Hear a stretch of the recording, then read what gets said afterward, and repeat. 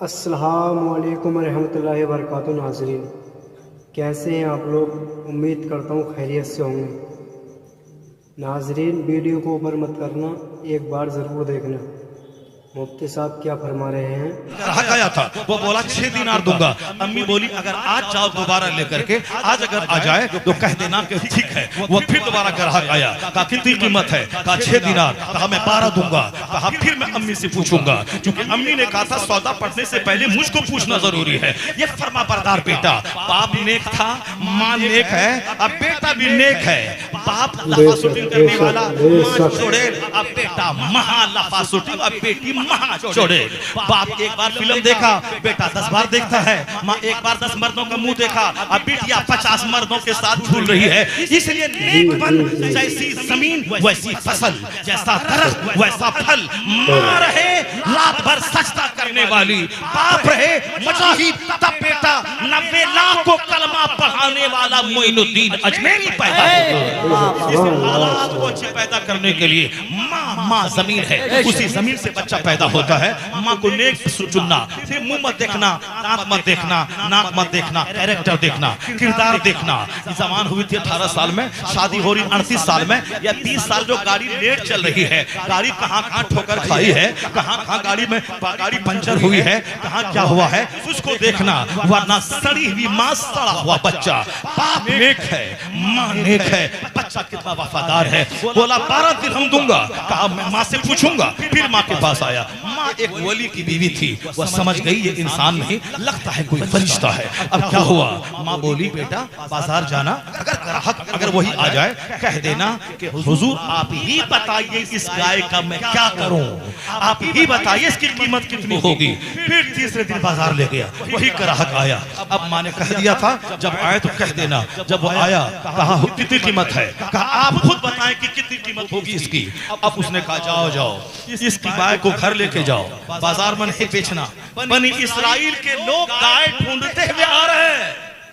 बनी इस्राइल के लोग गाय ढूंढते, वही जो मारा था, जो ने कहा था कि गाय ज़बह करना, बनी इस्राइल के लोग गाय ढूंढते हुए आ रहे हैं। उनको ये कह देना कि इस गाय की खाल में सोना भर देना, यही कीमत है। सोना भर देना यही कीमत है। चुनांचे गाय को लेकर घर आया।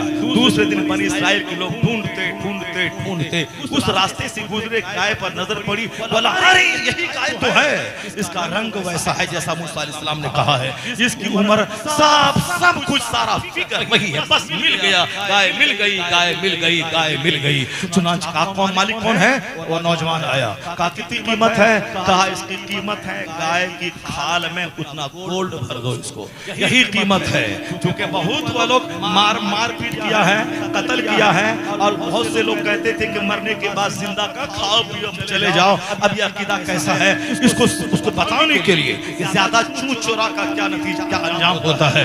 चुनांचे का ठीक है, बहुत परेशान चुके हो चुका था, गाय मिल नहीं रही थी। अब जब गाय मिली तो कहा हाँ ठीक है, मैं गाय की खाल में सोना भर दूंगा। कहा जमानत कौन लेगा? अगर तुम तबाह करने के बाद तुम नहीं लेगा, तुम नहीं बोलेगा हम नहीं देंगे, तब क्या होगा? कहा चलो जनाब मूसा अलैहिस्सलाम से उसके पास चलते हैं। जनाब मूसा अलैहिस्सलाम के पास आए। कहा हुजूर ये गाय ही है जो आपने कहा था। हाँ कि कीमत क्या है? ये बोलता है कि इसकी खाल में सोना भर दिया जाए, हम लोग दे देंगे, मगर जमानत कौन लेगा? जनाब मूसा अलैहिस्सलाम ने कहा तुम लोग भर दोगे? कहा हुजूर जमानत मैं ले लेता हूँ। कहा हुजूर जमानत आप ले लें। चुनांचे क्या हुआ? गाय ज़बह की गई। गाय के गोश्त से उस मकतूल जो कत्ल हुआ था उसके चेहरे पे मारा गया, वो जिंदा हो गया। सुभान अल्लाह, वो जिंदा हुआ और बोला यही मेरा चचेरा भाई, यही जो बोलता है कि इसने कत्ल किया है, इसी ने मेरा कत्ल किया है, इसी ने मेरा कत्ल किया है, इसी ने मेरा कत्ल किया है। कातिल का पता चल गया। उन्होंने अपने कातिल का पता बताया। फिर उसके बाद वो मौत की आगोश में चले गए। जिंदा होने के बाद उन्होंने बता दिया, उन्होंने कातिल का मसलके आला हजरत इस्लाह मुआशरा कॉन्फ्रेंस, खतीब हिंदुस्तान अल्लामा गुलाम रब्बानी लश्कर इलाहाबादी, खतीबुल मुल्क अल्लामा मौलाना मुफ्ती शहरियार रजा कादरी, इस्लाह मुआशरा कॉन्फ्रेंस, सरजमीन रौनिया मौलाना गुलाम रब्बानी साहब नश्तर माशाअल्लाह सुभान अल्लाह आ गए। जबरदस्त खिताब उनका सुनना है। अब मेरी तकरीर खत्म होने वाली है।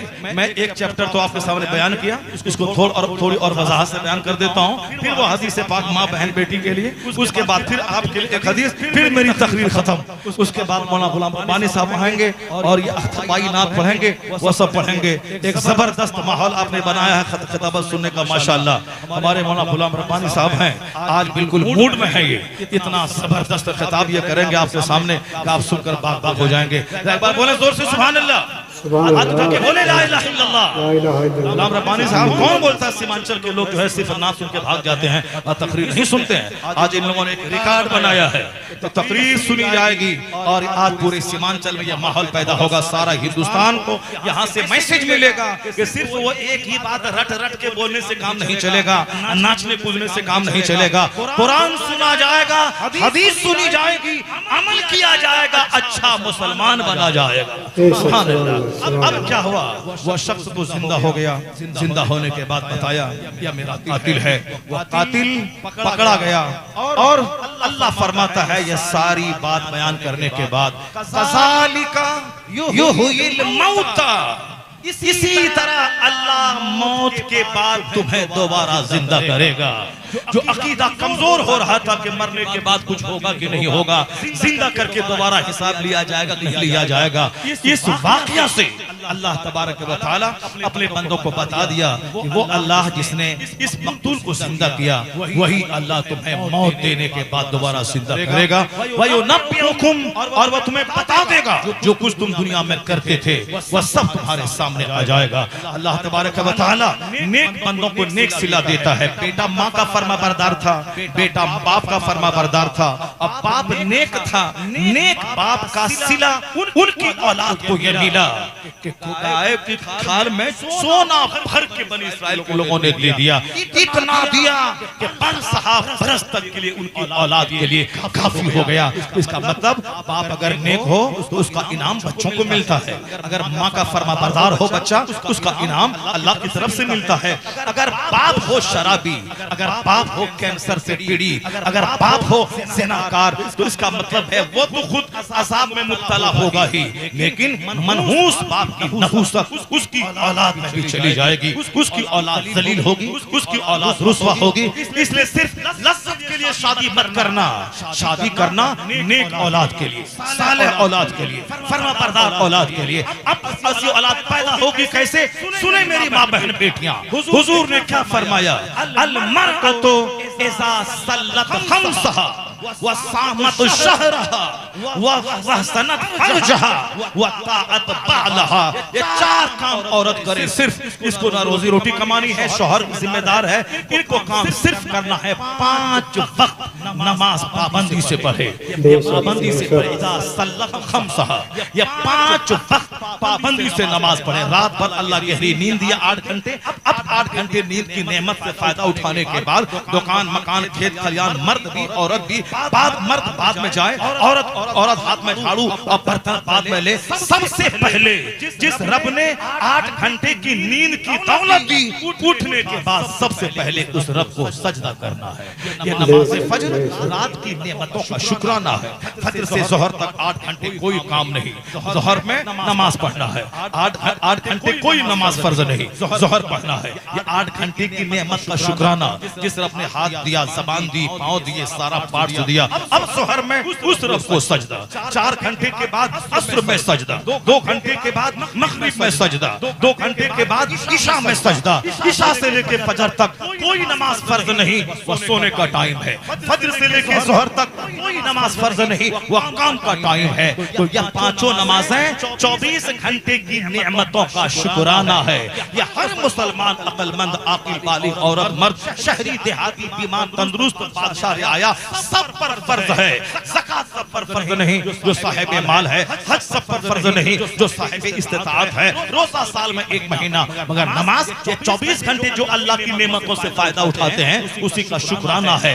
औरत सिर्फ इतना करे, फजर में 4 रकात पढ़े, जोहर में फर्ज सुन्नत अदा करे, 12 रकात पढ़े, 10 रकात पढ़े, असर में 4 पढ़ ले, मगरिब में 7 पढ़े, इशा में 9 पढ़ ले, 4 रकात फर्ज, 2 रकात सुन्नत, 3 रकात वितर। अगर चाहे तो 4 रकात पहले वाली सुन्नत पढ़े, वह सुन्नत गैर मुअक्कदा, फिर चाहे 4 रकात नफल पढ़े तो सवाब, नहीं पढ़े तो कोई गुनाह नहीं। ये 5 नमाजें पाबंदी से पढ़े और कुछ न करे, 5 नमाजें पाबंदी से पढ़े। वह सामत शहरहा, साल के 12 महीने रोजी देने वाला अल्लाह 11 महीने खाते रहे हमेशा, 1 महीना रमजान का पाबंदी से रोजा रखे। औरत अगर नापाक हुई हर महीना, उन दिनों में नमाज माफ है, मगर रमजान का रोजा माफ नहीं है। उन दिनों में रोजा न रखे, बल्कि पाक होने के बाद जितने रोजे कज़ा हुए हैं उसको रख ले। आने वाले रमजान से पहले